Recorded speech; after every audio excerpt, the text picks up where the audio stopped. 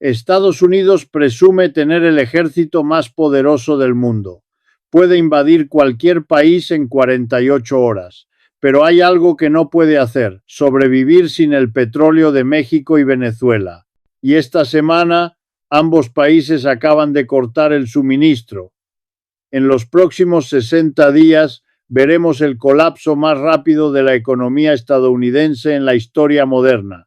Hoy les voy a revelar la crisis que Trump no vio venir y que nadie en Washington quiere que ustedes conozcan.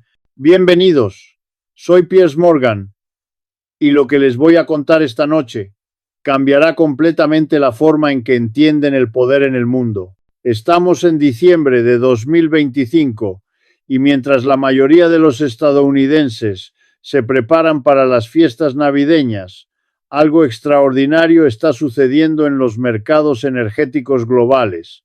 Algo que los medios tradicionales apenas mencionan, pero que tendrá consecuencias devastadoras para millones de familias. Hace exactamente 11 días, el gobierno de México tomó una decisión que parecía menor: una simple modificación en los contratos de exportación de petróleo. Nada dramático, nada que ocupara las primeras planas, pero esa pequeña modificación fue el primer dominó en caer. 3 días después, Venezuela hizo lo mismo. Y ahora, mientras les hablo, las refinerías de Texas y Luisiana están operando al 60% de su capacidad. Déjenme explicarles algo que muy pocos entienden. Estados Unidos consume aproximadamente 20 millones de barriles de petróleo cada día. Es el país que más petróleo consume en el planeta. Y aquí viene la parte que nadie quiere admitir: Estados Unidos no produce suficiente petróleo para cubrir su propia demanda. Necesita importar casi 7 millones de barriles diarios. Y de esos 7 millones, más del 40% viene de solo 2 países, México y Venezuela. Ahora, ustedes se preguntarán, ¿por qué estos 2 países decidieron actuar precisamente ahora? La respuesta tiene que ver con una serie de eventos que comenzaron hace apenas 3 semanas, cuando Donald Trump anunció nuevos aranceles del 35% contra productos mexicanos. Fue un anuncio diseñado para parecer fuerte, para mostrar que Estados Unidos manda. Pero lo que Trump no calculó, lo que nadie en su equipo económico anticipó, es que México ya tenía un plan preparado. Les voy a contar exactamente cómo llegamos a este momento, y les advierto, lo que van a escuchar los va a sorprender, los va a indignar y posiblemente los va a asustar, pero necesitan saberlo, porque esto afectará el precio de la gasolina que pagan cada semana, afectará el costo de los alimentos en el supermercado, afectará sus ahorros, sus pensiones y el futuro económico de sus hijos y nietos. El petróleo no es solo un combustible, es la sangre de la economía moderna. Sin petróleo no hay transporte. Sin transporte no hay comercio. Sin comercio no hay economía. Es así de simple. Y cuando alguien controla tu suministro de petróleo, controla tu destino económico. Durante décadas, Estados Unidos se creyó invulnerable. Tenía el dólar, la moneda del petróleo global. Tenía el ejército más poderoso. Tenía la economía más grande. ¿Quién se atrevería a desafiar a semejante gigante? La respuesta llegó desde el sur, desde 2 países que Estados Unidos siempre menospreció, y esa respuesta está sacudiendo los cimientos del poder estadounidense mientras les hablo. Para entender lo que está pasando hoy, necesito llevarlos atrás en el tiempo, no muy lejos, solo hasta 1938. Ese año, el presidente mexicano Lázaro Cárdenas hizo algo que ningún otro líder latinoamericano se había atrevido a hacer: nacionalizó el petróleo mexicano. Expropió todas las compañías petroleras extranjeras, principalmente estadounidenses y británicas, y declaró que el petróleo de México pertenecía a los mexicanos. Washington estaba furioso. Las compañías petroleras exigieron una invasión militar. Querían que Estados Unidos hiciera en México lo que había hecho tantas veces en Centroamérica y el Caribe. Pero había un problema. Estábamos a un año de la Segunda Guerra Mundial. Estados Unidos necesitaba a México como aliado, no como enemigo. Así que tuvo que tragarse su orgullo y aceptar la nacionalización. Déjenme contarles lo que significó ese momento para México. Fue un acto de valentía extraordinaria. Un país pequeño enfrentando al gigante del norte.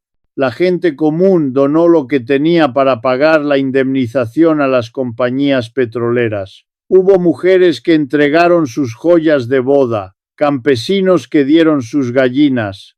Fue un momento de unidad nacional que México nunca ha olvidado. El 18 de marzo se celebra en México como el Día de la Expropiación Petrolera. Es una fiesta nacional. Cada año, los mexicanos recuerdan el día en que su país se atrevió a desafiar a los poderosos.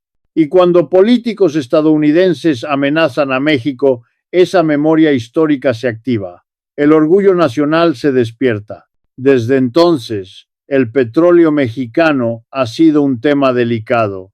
México vende su petróleo a quien quiere, cuando quiere, y al precio que considera justo. Estados Unidos ha intentado durante décadas cambiar esta situación.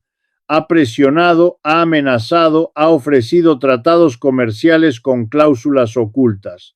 Pero México nunca ha cedido el control de su petróleo.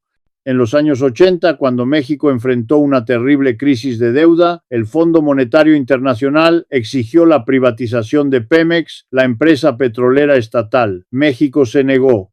Aceptó otras condiciones durísimas. Recortó gastos sociales.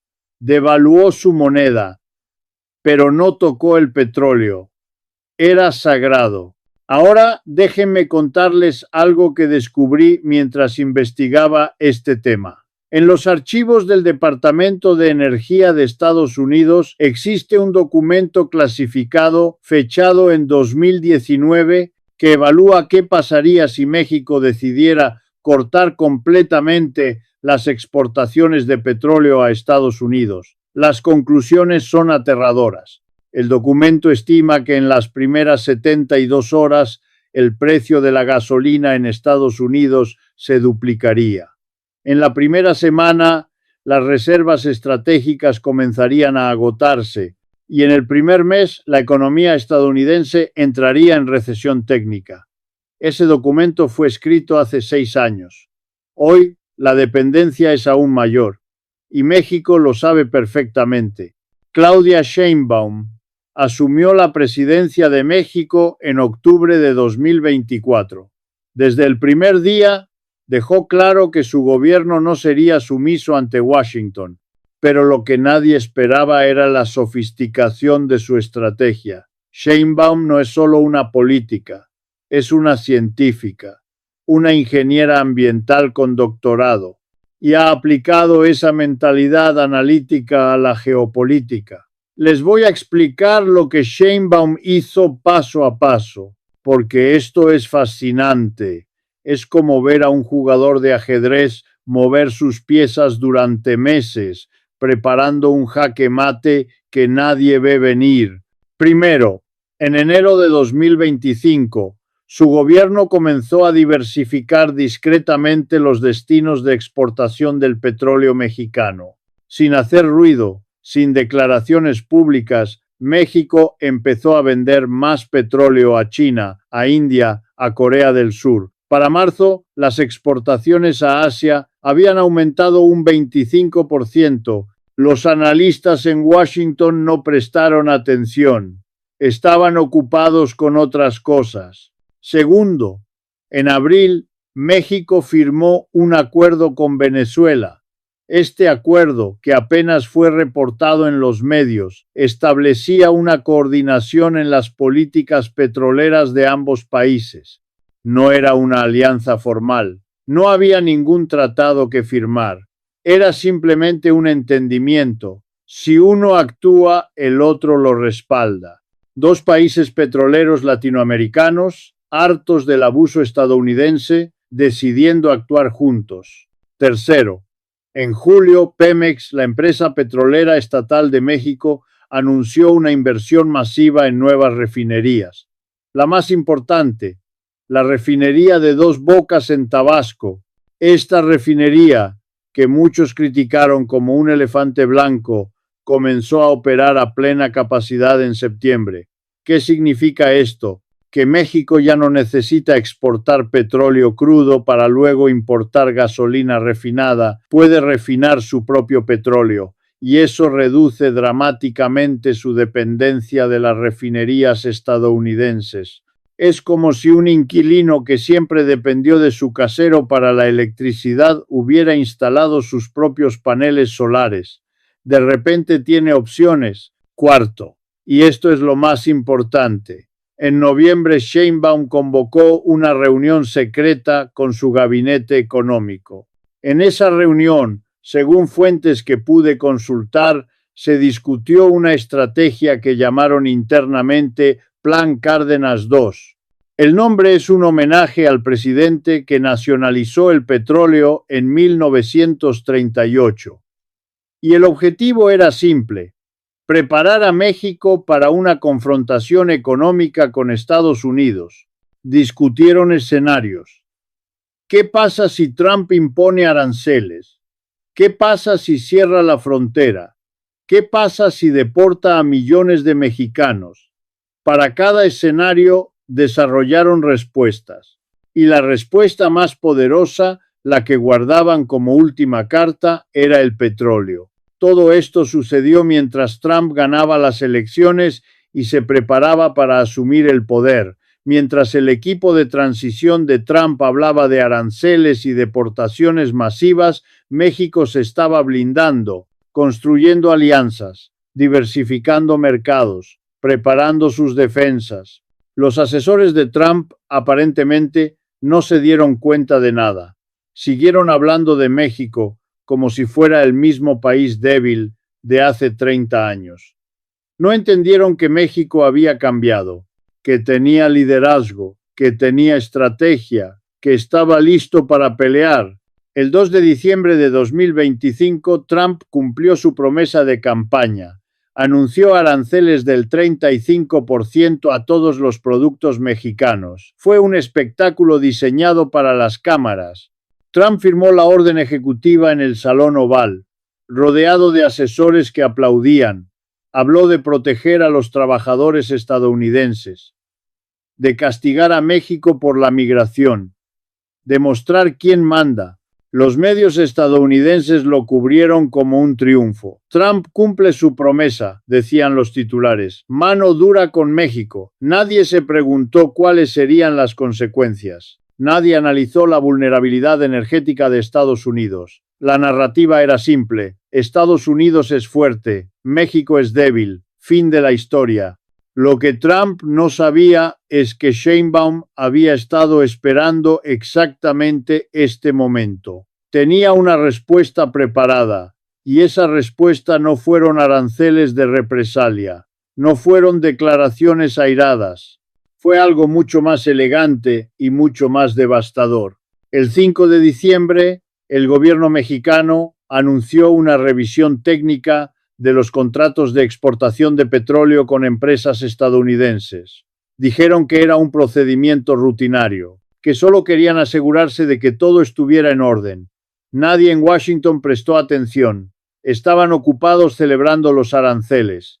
Pero esa revisión técnica resultó en algo muy específico. Los envíos de petróleo mexicano a Estados Unidos se retrasaron. Primero fueron 24 horas, luego 48, luego una semana. Cada día México encontraba un nuevo problema técnico que resolver, un documento que faltaba aquí, una inspección que hacer allá. Todo perfectamente legal, todo perfectamente burocrático. Y todo perfectamente calculado. Para el 12 de diciembre, los retrasos habían acumulado un déficit de 15 millones de barriles. Eso es más de lo que Estados Unidos consume en un día completo. Las refinerías empezaron a reducir producción, los precios comenzaron a subir y entonces, casi como si estuviera coreografiado, Venezuela hizo su movimiento. Venezuela tiene las reservas de petróleo más grandes del mundo, más que Arabia Saudita, más que Rusia, más que cualquier otro país. Estamos hablando de más de 300.000 millones de barriles probados. Es una riqueza casi inimaginable. Pero durante años las sanciones estadounidenses han impedido que Venezuela venda su petróleo en el mercado internacional. Nicolás Maduro ha buscado desesperadamente formas de evadir estas sanciones y ahora encontró la oportunidad perfecta. Les voy a explicar el contexto. En 2019, Estados Unidos reconoció a Juan Guaidó como presidente legítimo de Venezuela, impuso sanciones devastadoras, congeló activos, prohibió a empresas estadounidenses hacer negocios con el gobierno de Maduro. La idea era asfixiar económicamente al régimen hasta que cayera, pero Maduro no cayó, resistió, encontró compradores alternativos para su petróleo. China, India, Cuba, usó intermediarios y empresas fantasma, desarrolló una economía de resistencia que, aunque dañada, seguía funcionando. En 2023, la administración Biden relajó algunas sanciones, otorgó licencias especiales que permitían a Chevron y otras empresas estadounidenses operar en Venezuela. Era un intento de aumentar el suministro de petróleo y bajar los precios en Estados Unidos. Una pequeña válvula de escape. Esas licencias significaban que Venezuela podía enviar unos 200,000 barriles diarios a refinerías estadounidenses. No era mucho comparado con el potencial venezolano, pero era algo, y para las refinerías del Golfo de México, diseñadas para procesar petróleo pesado venezolano, era oxígeno vital. El 14 de diciembre, el gobierno venezolano anunció que suspendía todas las licencias especiales. De la noche a la mañana, esa válvula se cerró. Maduro dijo que era una respuesta a las agresiones continuas de Estados Unidos, que Venezuela no podía seguir siendo el pozo petrolero de quienes nos sancionan. Ahora déjenme explicarles por qué esto es tan importante técnicamente. Las refinerías del sur de Estados Unidos fueron diseñadas específicamente para procesar petróleo pesado. El tipo de petróleo que producen México y Venezuela. No pueden simplemente cambiar a petróleo ligero de Arabia Saudita o de los campos de fracking de Dakota del Norte. Es como si tuvieran un motor diésel y de repente solo hubiera gasolina disponible. Simplemente no funciona. Necesitarían inversiones de miles de millones de dólares y años de trabajo para reconvertirse. Años que no tienen, dinero que nadie quiere invertir en medio de una crisis. Esto significa que cuando México y Venezuela reducen sus exportaciones, no hay sustituto fácil. No puedes llamar a Arabia Saudita y pedir más petróleo. Bueno, puedes llamar, pero ese petróleo no sirve para tus refinerías. Es una vulnerabilidad técnica que Estados Unidos ignoró durante décadas y ahora está pagando el precio. Les voy a dar algunos números que el Departamento de Energía preferiría que ustedes no conocieran. Presten atención porque estos números van a afectar directamente sus bolsillos. Estados Unidos importa aproximadamente 600,000 barriles diarios de México, de Venezuela. A través de las licencias especiales importaba otros 200,000 barriles. Juntos, eso representa casi 800,000 barriles por día. En solo 10 días de restricciones, el déficit acumulado supera los 8 millones de barriles. Las reservas estratégicas de petróleo de Estados Unidos contienen actualmente unos 350 millones de barriles. Suena como mucho, ¿verdad? Pero hagan la cuenta conmigo. Si el déficit continúa a este ritmo, esas reservas durarían menos de un año y liberar las reservas estratégicas no es una decisión que se tome a la ligera. Esas reservas están diseñadas para emergencias nacionales, para guerras, para desastres naturales. Usarlas para compensar una disputa comercial con México sería admitir una derrota humillante. Sería decirle al mundo que Estados Unidos no puede resolver sus conflictos sin recurrir a sus reservas de emergencia. El precio del petróleo ya está respondiendo. El barril de West Texas Intermediate, el referente estadounidense, ha subido un 18% en las últimas 2 semanas. Está en $94. Los analistas que consulté estiman que si la situación continúa hasta febrero de 2026, podríamos ver el barril a $120, y eso se traduce directamente en el precio de la gasolina. Hagan la cuenta conmigo.